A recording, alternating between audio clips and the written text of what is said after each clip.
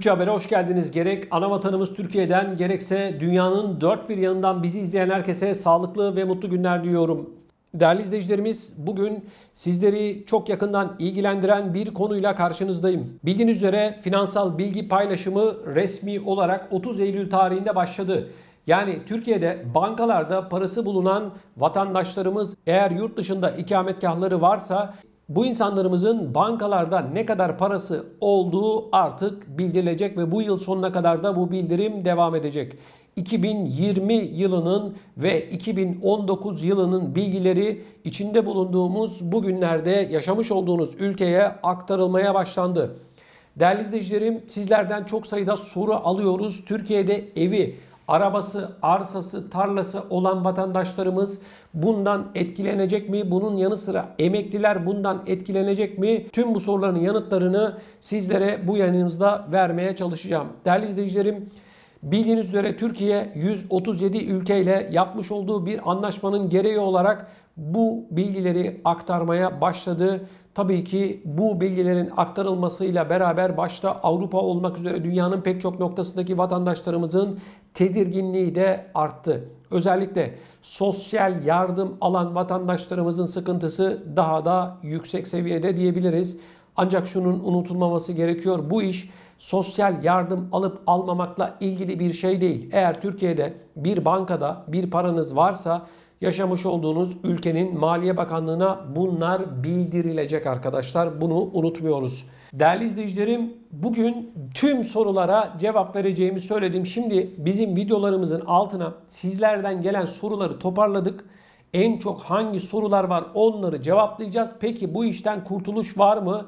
Bunun cevabını da biraz sonra sizlerle paylaşacağım. Şimdi bakın değerli izleyicilerim. En çok sorulan soru, bu sistem nasıl işleyecek? Şimdi biliyorsunuz bankalarda sizin bir paranız varsa bankalar sizin bilgilerinizi hazineye bildirilecek, yani Türkiye'nin Maliye Bakanlığı'na bildirilecek. Onlar da sizin yaşamış olduğunuz ülkenin Maliye Bakanlığı'na bildirilecek. Değerli izleyicilerim, sizlerden gelen en çok soru şu: kimlerin bilgileri verilecek? Bakın basitçe anlatıyorum. Eğer sizin ikametgahınız Türkiye dışında başka bir ülke ise sizin bilgileriniz bildirilecek. Basitçe bu. Hiç kafanızı karıştırmayın. Yani Türkiye'de bankada bir paranız varsa ancak başka bir ülkede ikamet ediyorsanız, yani yaşıyorsanız, sizin bilgileriniz yaşamış olduğunuz ülkenin Maliye Bakanlığı'na bildirilecek. Peki bildirim olduktan sonra ne olacak diye gelen bir soru var. Bakın arkadaşlar, bildirim yeni başladı daha. Yani birkaç haftalık bir iş. Bilgi ulaştıktan sonra size yaşamış olduğunuz bölgenin vergi dairesinden bir mektup gelecek. Ve denilecek ki Türkiye'de sizin şu kadarlık bir paranız varmış. Bu paranın kaynağı nedir diye sorulacak. Sizin buna makul ve mantıklı bir cevap vermeniz gerekiyor. Miras kaldı sa eğer miras kaldı. Ya da benim bir evim vardı, ben onu sattım, onun parasıydı. Ya da işte evlendim, düğünde takılan takılarımın parasıydı. Bunların hepsini atıyorum. Bunların hepsi örnek. Siz kendinize göre bir cevap vermek zorundasınız arkadaşlar. Bu çok çok önemli. Lütfen buna hazır olun. Bir diğer önemli konu. Bir izleyicimiz şunu yazmış. Diyor ki YouTube'da ya da sosyal medya üzerinde bazı kişiler Türkiye'ye gelin ikametgahınızı değiştirelim diye yayınlar yaptılar. Bunlara biz gidip para verdik, danışmanlık ücreti ödedik, başımıza bir iş gelir mi? Bakın arkadaşlar. Türkiye kanunlarına göre sizin ikametgahınızı değiştirmeniz için bir tane kural var. Nedir bu? Bir yılın içerisinde 6 aydan fazla Türkiye'de yaşıyor olmanız lazım. Eğer bir kişi size gelin, bize vekalet verin, biz sizin ikametgahınızı Türkiye'ye alalım ve sizin bildiriminiz olmasın dediyse bunlar hukuksuz iş yapmıştır. İster avukat olsun, ister bilmem ne uzman olsun. Kanun açık ortada. Bu insanlara siz paraları ödediniz. Danışmanlık ücretlerini 2-3 bin euroyu ödediniz biliyorum. Yarın öbürsü gün sizin başınıza sahte beyanda bulunmaktan, adres beyanı bulunmaktan iş gelir mi? Gelebilir. Gelmez mi? Gelmeyebilir de. Ama bu kişilere YouTube'daydı, oradaydı, buradaydı, yok bilmem televizyon kanalındaydı. Bu insanlara inanmayın arkadaşlar. Bunların hepsi sizin paranızın peşindeler. Yine bir diğer önemli soru, benim Türkiye'de evim var. Bu evim bildirilecek mi? Bakın, Türkiye'de bulunan eviniz, arsanız, tarlanız, arabanız gibi taşınır ya da taşınmaz gayrimenkulleriniz bildirilmeyecek. Bu anlaşma sadece bankada parası bulunanları ilgilendiriyor. Eviniz olabilir, emekliliğiniz olabilir. Bu hesap detaylarında Türkiye'de emekli olup olmadığınız bildirilmeyecek arkadaşlar. Her yılın 31 Aralık tarihinde, yani yılın son gününde bankada kaç paranız varsa bu bildirilecek. Lütfen bunu unutmayın. Bu çok çok önemli arkadaşlar. Yılın son günü ve bu hesaptan bir faiz geliri elde ettiyseniz o da bildirilecek. Bunun dışında bu hesap hareketleri, işte Ali yatırdı bu hesaba para, yok Veli yatırdı, o yatırdı, bu yatırdı gibi şeyler bildirilmeyecek. 31 Aralık'ta örneğin Ali Bey'in bankada 50.000 eurosu artı bu paradan da 3.000 euro faiz almıştır. Atıyorum bu rakamları. Böyle bildirim olacak arkadaşlar. Hiç kafanızı karıştırmayın. Detay bu. Çifte vatandaşlıkla ilgili durum nedir? Bunların bildirimi olacak mı? Arkadaşlar, bu işin çifte vatandaşlıkla falan bir alakası yok. Türkiye'de bankada eğer bir paranız varsa ve başka bir ülkede ikamet ediyorsanız bildirim olacak. Yine bir diğer önemli soru, ortak hesaplarla ilgili durum nedir? Bakın, ortak hesaplarda her kişi için ayrı ayrı bildirimde bulunacak. Örneğin Ali Bey'in ve Fatma Hanım'ın, karı koca bu kendileri, Türkiye'de bir bankada ortak hesapları var. Bildirim şöyle olacak. Ali Bey'in bankada örneğin 10.000 eurosu var diye bildirim olacak. Yine eşinin de 10.000 eurosu var diye ayrı ayrı bildirim olacak. Yani bu parayı ikiye bölmeyecekler, bilginiz olsun. Yine bir diğer önemli konu ise soru. Çok sayıda soru var ama en çok sorulan soruların cevaplarını sizlere vermeye çalışıyorum. Kapatılan hesaplar bildirilecek mi? Arkadaşlar, biliyorsunuz bir hesabı kapatabilmek için önce parayı çekmeniz lazım. Sıfırlamanız lazım. Bildirim kapatılan hesaplarla ilgili şöyle olacak. 0 TL'si ya da eurosu ya da doları, para birimi fark etmiyor arkadaşlar. Hangi para birimindeyse o bildirilecek. Denilecek ki şu kişinin şu tarihte kapatılan hesabında 0 TL'si vardır diye bildirim olacak. Eğer faiz geliri varsa faiz geliri de eklenecek. 0 olarak bakiye bildirilecek. Yine çok sayıda soru var arkadaşlar. Sosyal yardım alanlarla ilgili durum ne? Bakın arkadaşlar, sosyal yardım alanlarla ilgili durum şu.